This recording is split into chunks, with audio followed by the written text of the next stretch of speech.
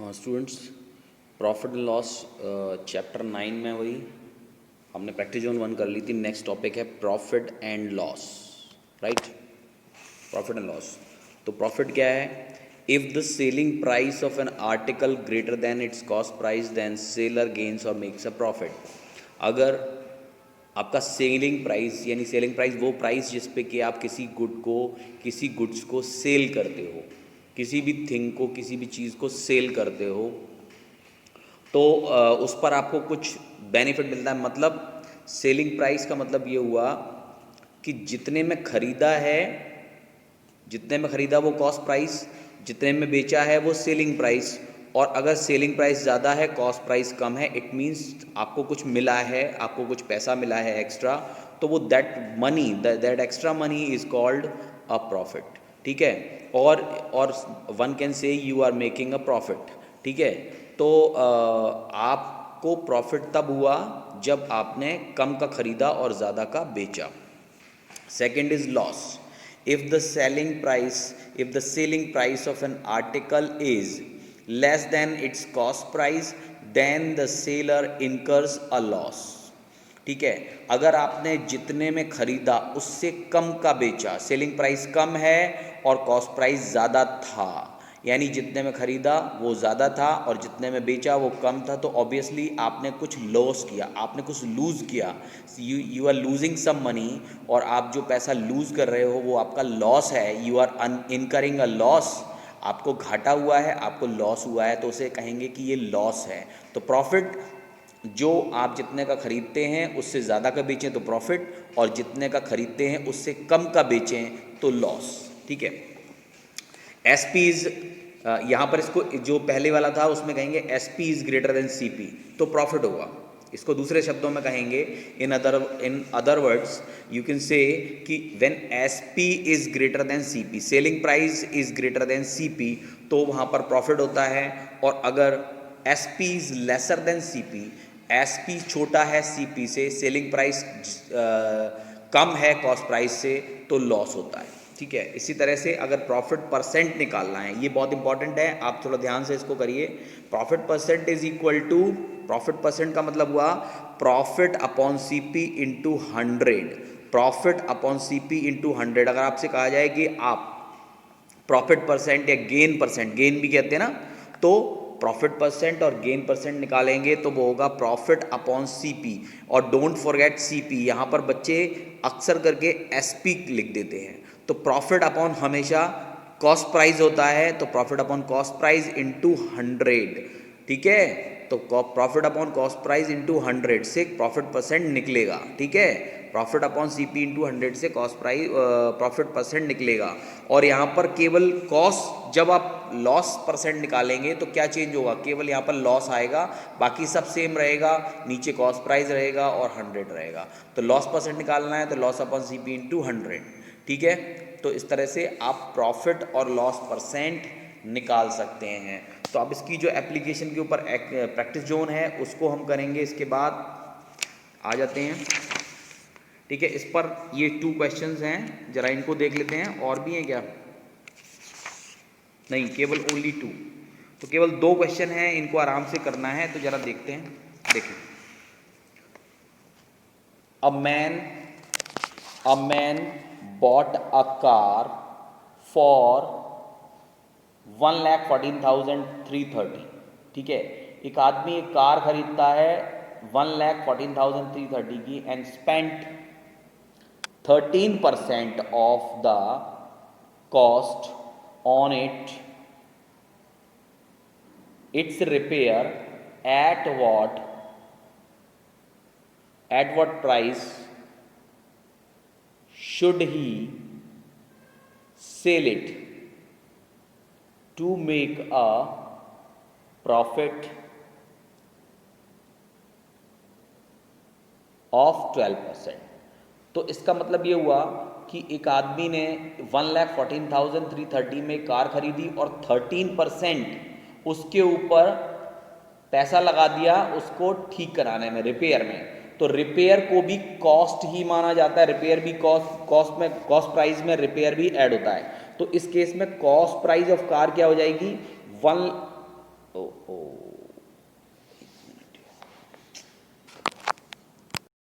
हाँ, cost price of car is ₹1,14,330 और इसमें जो ऐड हो जाएगा 13% ऑफ 1,14,330, यानी जो रिपेयर है, कॉस्ट ऑफ रिपेयर वो ये हो जाएगी, ठीक है।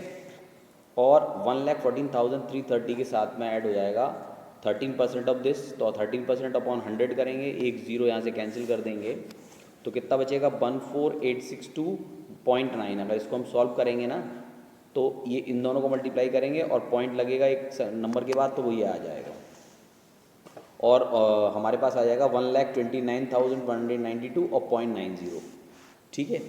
अब सेलिंग प्राइस निकालना है, तो वो हमें चाहिए कॉस्ट प्राइस प्लस हमें प्रॉफिट चाहिए कितना 12%।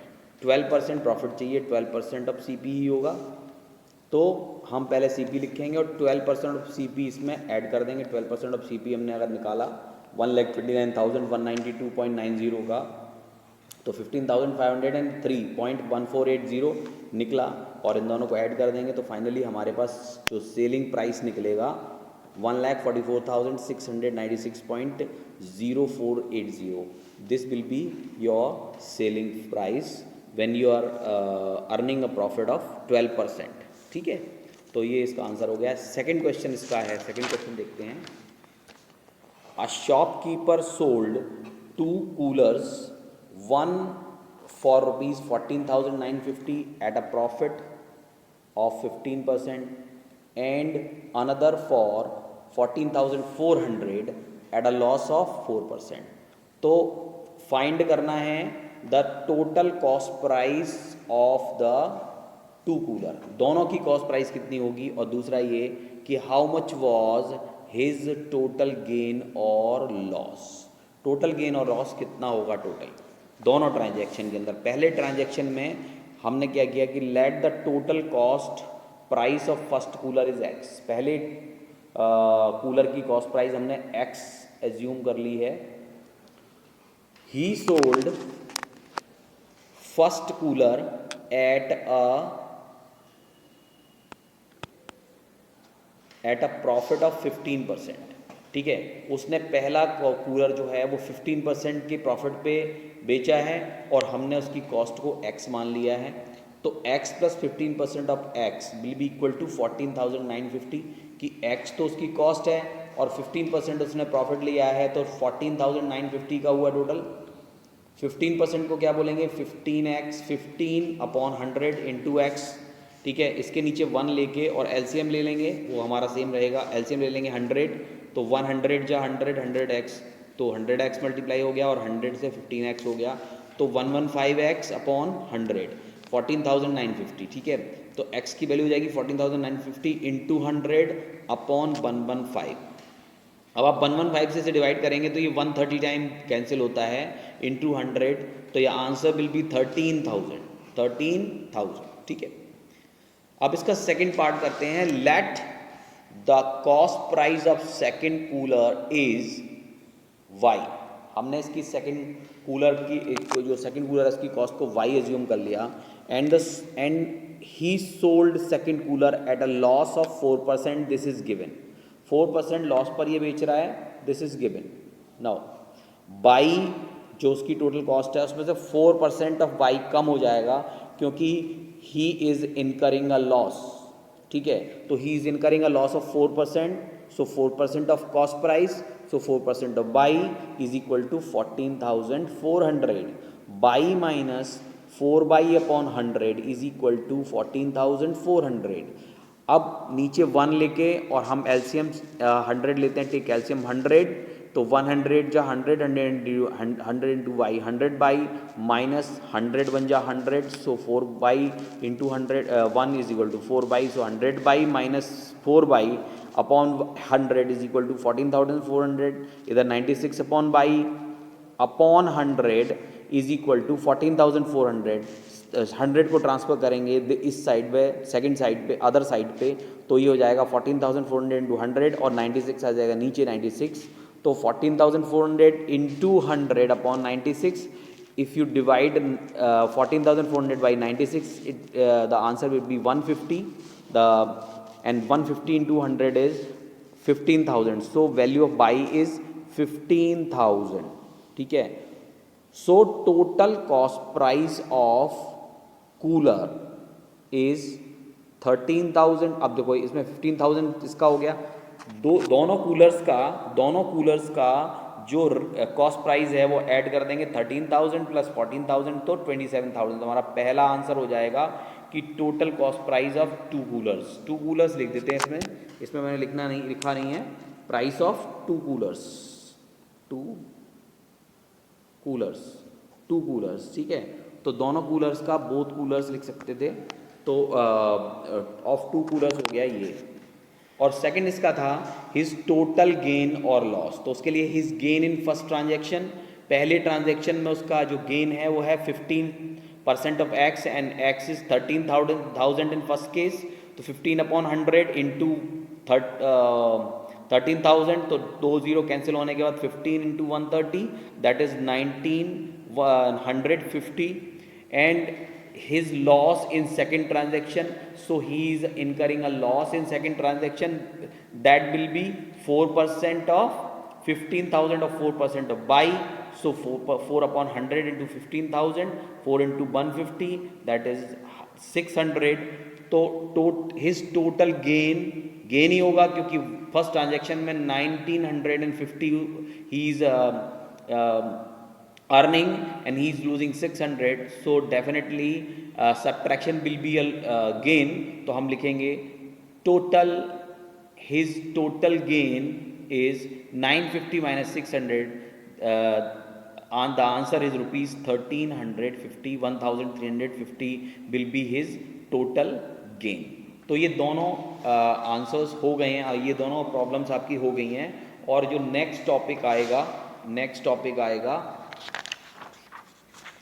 आएगा डिस्काउंट्स एंड टैक्स, ठीक है। तो डिस्काउंट एंड टैक्स मैं आपको कल हम इस पर डिस्कस करेंगे और इससे रिलेटेड क्वेश्चंस करेंगे, लेकिन आज आप होम असाइनमेंट के अंदर प्रैक्टिस जोन में इससे रिलेटेड जो क्वेश्चन दिए हैं, प्रॉफिट एंड लॉस से रिलेटेड जो क्वेश्चन दिए हैं वो मुझे सेंड करेंगे करके, ठीक है।